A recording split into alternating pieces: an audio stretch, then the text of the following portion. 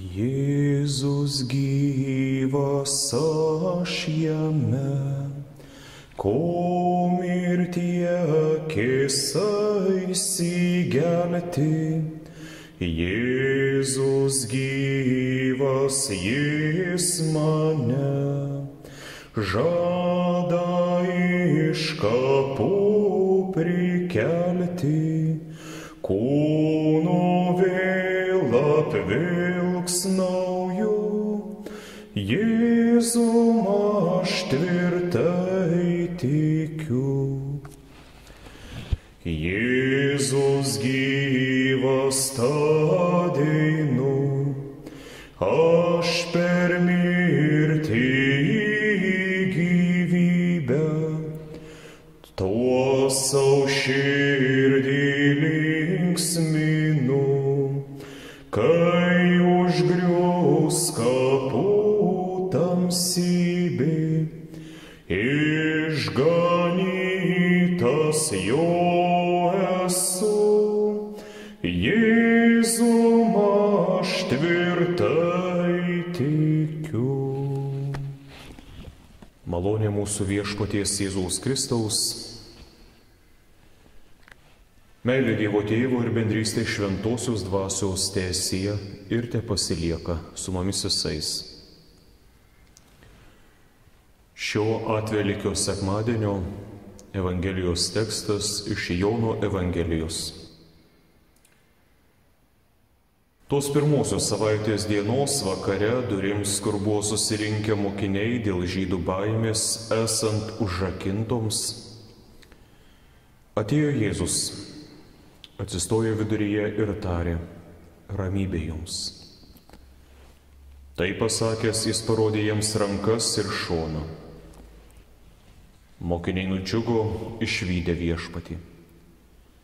O Jėzus vėl tarė: ramybė jums. Kaip mane siuntė tėvas, taip ir aš jūs siunčiu. Tai pasakęs, jis kvėpė į juos ir tarė: imkite šventąją dvasią, kam atleisite nuodėmes, tiems jos bus atleistos, o kam sulaikysite, sulaikytos. Vieno iš 12 Tomų, dar vadinamų dvynių, nebuvo su jais, kai Jėzus buvo atėjęs. Taigi kiti mokiniai jam kalbėjo: mes matėme viešpatį.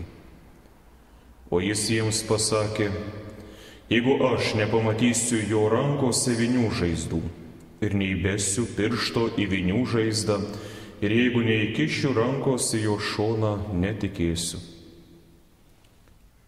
Po 8 dienų jo mokiniai vėl buvo kambaryje ir Tomas su jais.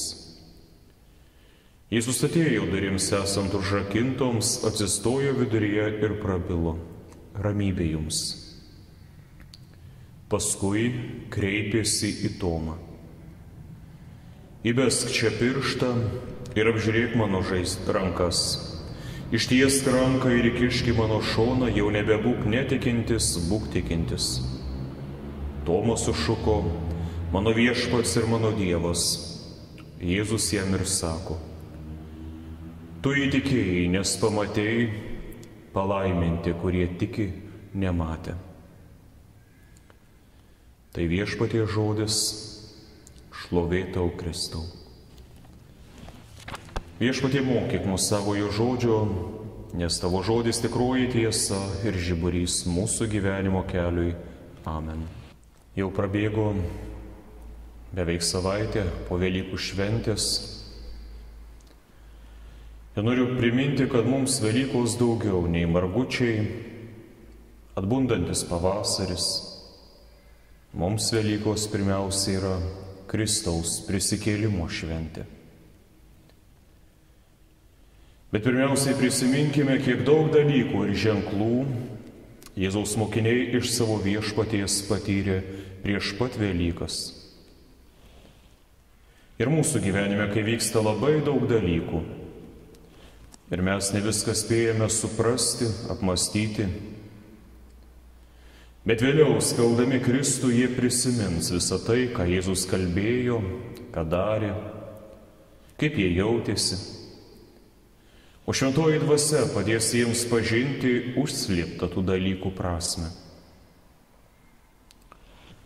Susirinko švęsti Paskos vakarienę, Jėzus pirmiausiai pats plovė jo kojas, kad ir jie vienas kitam patarnautų, kantriai, nuolankiai. Po to Jėzus įsteigė sakramentą jo kančios atminimui, tam, kad kaskart priimdami šį sakramentą mes vėl galėtume patirti bendrystę su Viešpačiu, o duonoje bei taurėje priimtume tikrą Kristaus kūną ir tikrą Kristaus kraują, mūsų nuodėmių atleidimui, mūsų pašventinimui ir mūsų sutaikymui su Dievu. Ir šį sakramentą mes priimame tam, kad Kristus gyvuotų mumyse, o mes galėtume įsišaknyti jame. Kad Dievas mumyse visuomet regėtų Kristų ir jo nuopelnus, o ne tik įvairius mūsų trūkumus, netobulumus. Dar prisimename, kaip Jėzus meldėsi Getsemanės sode, kaip vėliau buvo išduotas, suimtas, kankinamas, nesulaukė teisingo teismo. Ir apmąstome kartu, kad jis tai iškenčia, kad mūsų maldos dabar būtų išklausytos ir kad mes vieną dieną sulauktume teisingesnio teismo, maloningesnio teismo ir dar daugiau, kad savo tikintiesiems jis galėtų parodyti tokią savo malonę, kurios mes nesame nusipelnę ir netgi nesame pajėgus nusipelnyti. Po to seka daug dalykų, tokie kaip Petro išsigynimas, sukurstytos minios šauksmai ir reikalavimas, kad Jėzus būtų nukryžiuotas. Ir Jėzus atiduodamas į pagonių bei žiaurių kankintojų rankas, Jėzus nukryžiuojamas. Ir tik pagalvokite, kas turėtų būti širdyje, kokia neapykanta, kokia tamsybė, kad kitą žmogų pasmerktų, nukryžiuokite jį. Ant kryžiaus tegul miršta, tegul žūna jisai. Bet Jėzus prisiima nusidėjėlių mirtį, kad mums mirtis taptų palaimintų užmigimu ir atsidurtume vieną dieną tarp angelų ir visų šventųjų. O ir jo palaidojimas kape buvo ypatingas. Palaidojimas naujame kape. Naujas kapas primena, kad dar niekas nėra ėjęs tokiu keliu, kuriuo eina Jėzus. Ir jokia kita mirtis dar nėra atnešusi tokio didelio džiaugsmo ir tokių palaimų gausos, kurias atneša Jėzaus mirtis ir Jėzaus prisikėlimas. Nes jis yra nauja pradžia. Naujų dalykų pradžia, kurios Dievas pradeda per Jėzų. Kaip ir mes lankome savo mylimųjų kapus, taip ir moteris anksti Velykų rytą skubėjo prie kapo. Skubėjo aplankyti mirusiųjų ir jį apraudoti. Niekur negirdime, kad jos būtų skubėjusios su viltimi pamatyti tuščią kapą ar tikėdamosios išvysti prisikėlusi Viešpatį. Tačiau jas pasitinka tuščia kapavietė ir žinia, kad Jėzus buvo prikeltas iš numirusių. Ir tai buvo joms didžiausias netikėtumas ir netgi, sakyčiau, jas ištiko tikras šokas. To nesuprasdamos, negalėdamos patikėti, jos klausinėjo, kurgi ir kas padėjo mirusiojo kūną. Maldavo, atiduokite mums jį. Tad jau dabar regite, kokia emociškai sunki buvo jiems visiems ši pirmoji savaitė. Kančios savaitė, Kristaus prisikėlimo savaitė. Todėl nenuostabu, kad pradžioje daugelis atsisakė tikėti, kad Viešpats gyvas ir kad jis prisikėlė. Jie norėjo patys pirmiau įsitikinti savo akimis ir paliesti rankomis, klausdami, kaip tai įmanoma, kaip taip gali būti. O matydami savo tarpe prisikėlusi Jėzų, visi jautė begalinį džiaugsmą ir patyrė jo didybę. Žinau, kad kartais mes pilnai Viešpaties didybės nepajėgiame suvokti. Bet vieną dieną mūsų viltis, kai mes jau stovėsime Viešpaties artybėje apsupti angelų gausybės, tuomet mes patirsime tikrąją jo šlovę ir tikrąją didybę. Ir juos apėmė didi, pagarbi baimė. Todėl ir mes kaskart, kai ateiname pagerbti savo atpirkėjo, stokime į Viešpaties akivaizdą, pagarbiaus baimės ir pilnos meilės širdimis. Ir lai pildosi džiaugsmu tikinčio širdys, kai skelbiama geroji žinia. Mūsų Viešpats gyvas. Ir jis amžinai viešpatauja, ir jis kalba visiems savo mokiniams, ramybė jums. Ramybė net tiems, kurie buvo apleidę Jėzų, jo kentėjimų valandą. Ramybė ir tiems, kurie buvo išsižadėję Jėzaus ir išsigynę. Ramybė gyvenusiems baimėje ir didžiausiuose kaltėse. Ir iki šiol visam pasauliui šiame laike skelbiama geroji žinia žodžiais ramybė jums nuo mūsų Viešpaties Jėzaus Kristaus. Kai Jėzus ištarė žodžius ramybė jums, jis ištiesia ir parodo savo perdurtas rankas. Praskleidžia rūbą, parodo savo perdurtą šoną. Štai kokia Dievo malonės ir atleidimo kaina. Štai kokia didelė Dievo meilė ir koks didelis Dievo gailestingumas. Ir štai, kur jūsų amžinojo gyvenimo šaltinis. Ne tik Tomas, bet ir kiti mokiniai buvo baimėje ir abejonėse. Juk todėl ir durys buvo užrakintos, todėl jie karštai meldėsi ir laikėsi labai tyliai, kad niekas net neįtartų, kad jie slapstosi aukštutinėme kambaryje. Ir iš to kambario nesklido nei giesmių garsai, nei psalmių giedojimas ar kitos maldos.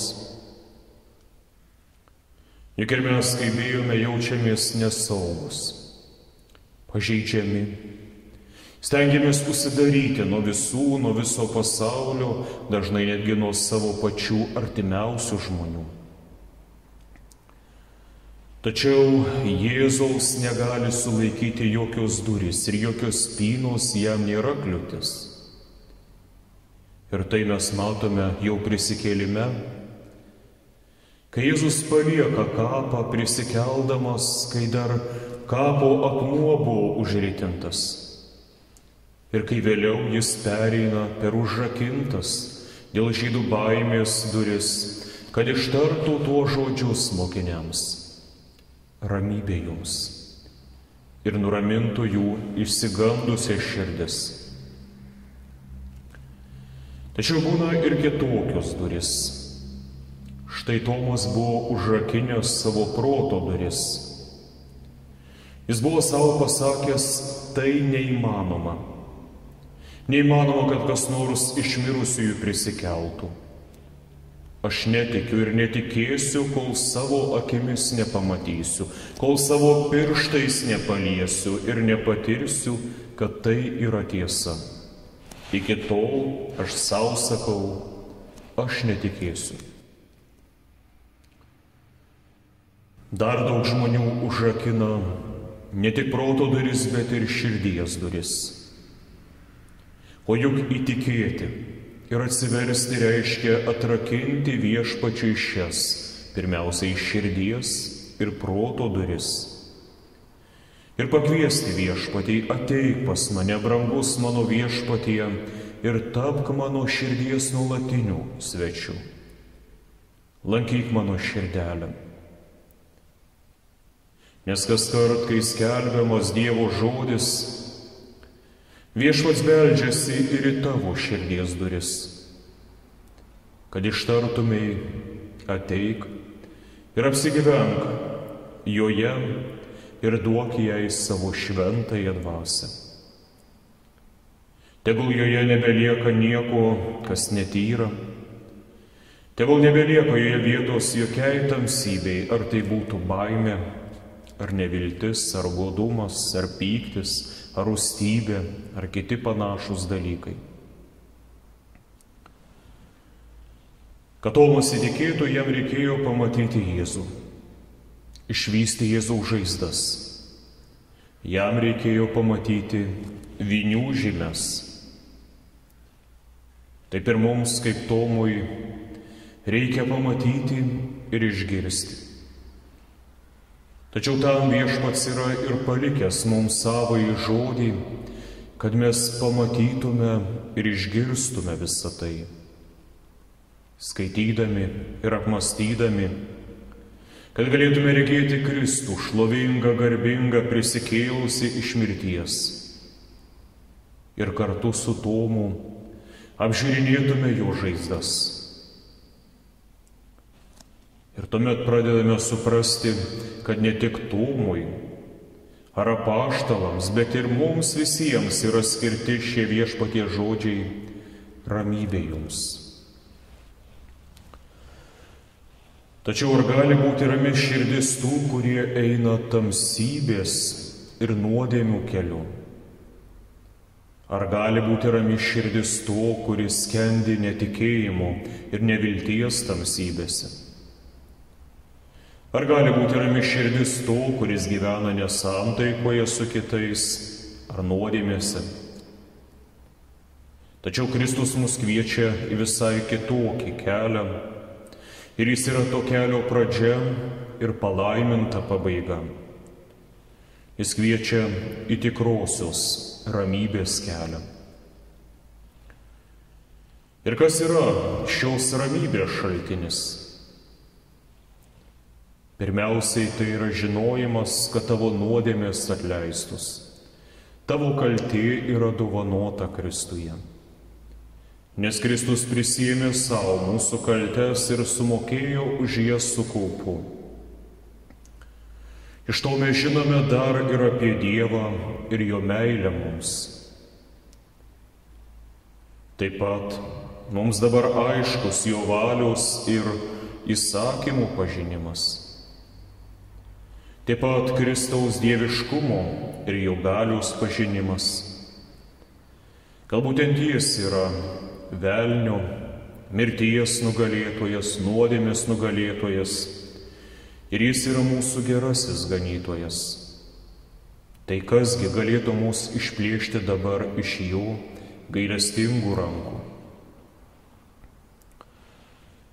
Žodžiai ramybė jums, kaip tėvas mane siuntė, taip ir aš jūs siunčiu, yra skirti pirmiausiai apaštalams.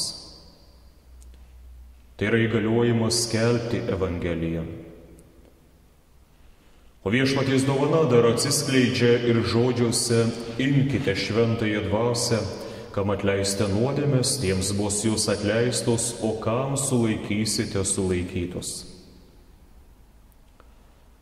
Tad šventosios dvasios malonė, kai vis dar leidžiama skelbti Kristų nukryžiuotąjį ir prikeltąjį. O įtikėjusiom širdims, kai Kristaus vardu ir Kristaus vietoje yra paskelbiamas nuodėmių atleidimas ir taip nuraminama širdis. Taip, mielas žmogau, nors tavo kaltė tikrai didelė ir tavo nuodėmės sunkios Dievo akyse.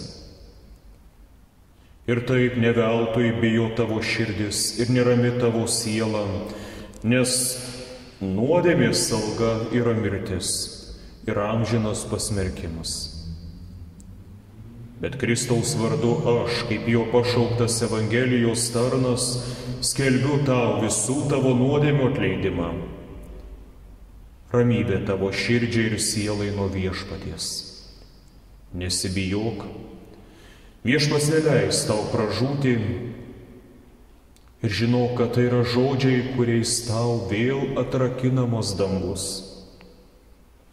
Tačiau jeigu vėl nuspręstum išsukti iš šio kelio ir pasirinkti nuodėmę ir nedorųjų kelią, tai žinok, tuomet tavo nuodėmės bus sulaikytos.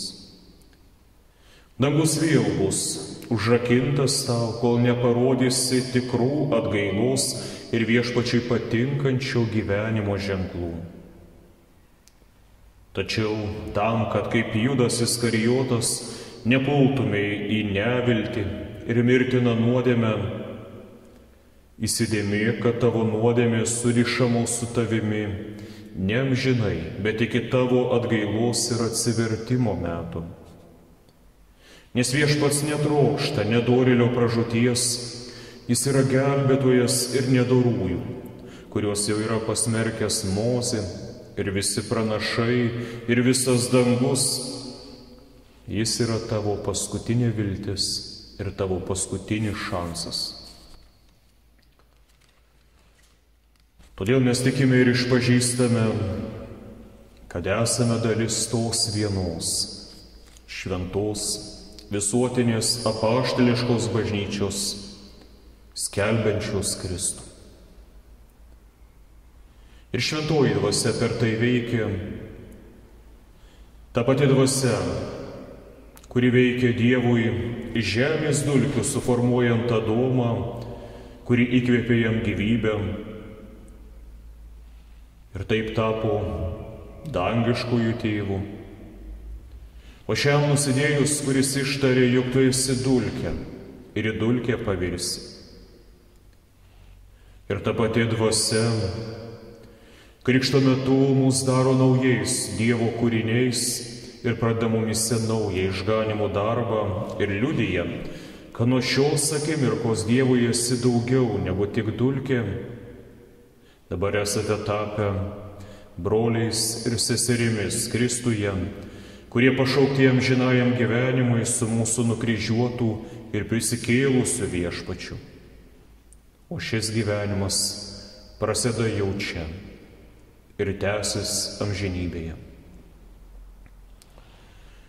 Ir dabar mes esame tas Kristaus kūnas pasaulyje, kurio galva Kristus yra danguje, Dievo šlovėje.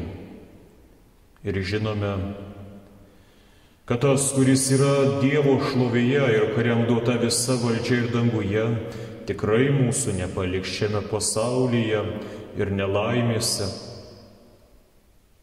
O jeigu ir kurį laiką mus palieka, arba atrodo, kad esame palikti, tai tik tam, kad darytume gerus darbus. Mūsų žodžiai, mūsų darbai, mūsų viltis ir mūsų tikėjimas, mūsų meilė ir mūsų tikėjimo paliudijimas kasdieniškame gyvenime ir mūsų meilės darbai te tarnauja žmonių ir Kristaus labui. Ir tebūnie visą tai daroma Jėzaus vardu, padedant šventajai dvasiai. Amen.